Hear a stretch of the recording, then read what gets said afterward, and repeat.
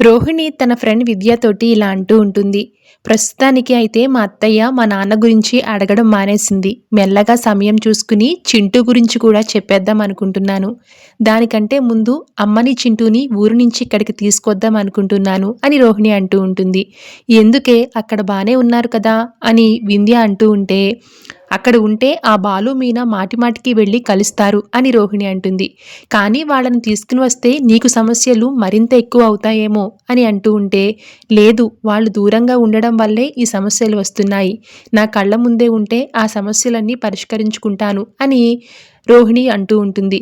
మరి చింటూ చదువు గురించి ఏం చేస్తావు అని అంటూ ఉంటే, ఇక్కడే ఏదైనా మంచి స్కూల్లో జాయిన్ చేస్తాను అని రోహిణి అంటుంది.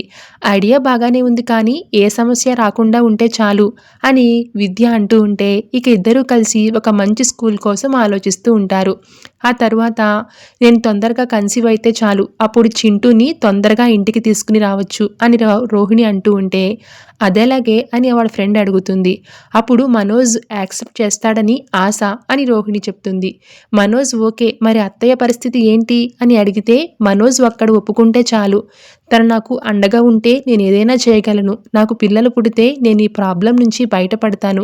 పెళ్ళే సంవత్సరం అవుతుంది, ఇంతవరకు నేను కన్సీవ్ కాలేదు. ఒక డాక్టర్ని చూపించుకుని చెక్ చేయించుకోవాలి అని రోహిణి అంటూ ఉంటుంది. మరోవైపు మీనాకి తన చెల్లి సుమతి ఫోన్ చేస్తుంది.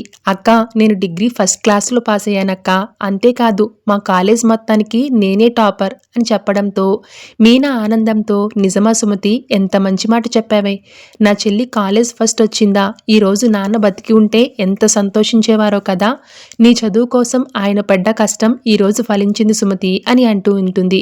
అప్పుడే బాలు అక్కడికి వస్తాడు. మీనా కళ్ళల్లో నీళ్లు చూసి కంగారు పడతారు. ఏ మీనా, ఏమైంది, ఎందుకు ఏడుస్తున్నావు, ఆ ఫోన్లో ఎవరు ఏం చెప్పారు, మళ్ళీ మా అమ్మ నీతో ఏమైనా గొడవ పడిందా, ఎవరైనా ఏమైనా అన్నారా అని బాలు అడుగుతూ ఉంటాడు. దాంతో మీనా కళ్ళు తుడుచుకుంటూ, లేదండి, ఇది బాధతో వచ్చే ఏడుపు కాదు, సంతోషంతో వచ్చేది, మా సుమతి డిగ్రీ కాలేజ్ ఫస్ట్ వచ్చిందంట అని అంటుంది. బాలు ముఖం వెలిగిపోతూ, అవునా, అబ్బో మీ చెల్లి మామూలుది కాదుగా, కాలేజ్ ఫస్ట్ అంటే చిన్న విషయం కాదు మీనా, చాలా గర్వంగా ఉంది. ఈ సంతోషంలో నీకేం కావాలన్నా అడుగు, ఇప్పుడే చేసి పెడతాను, నీకేం కావాలో కోరుకో అని బాలు అంటూ ఉంటాడు.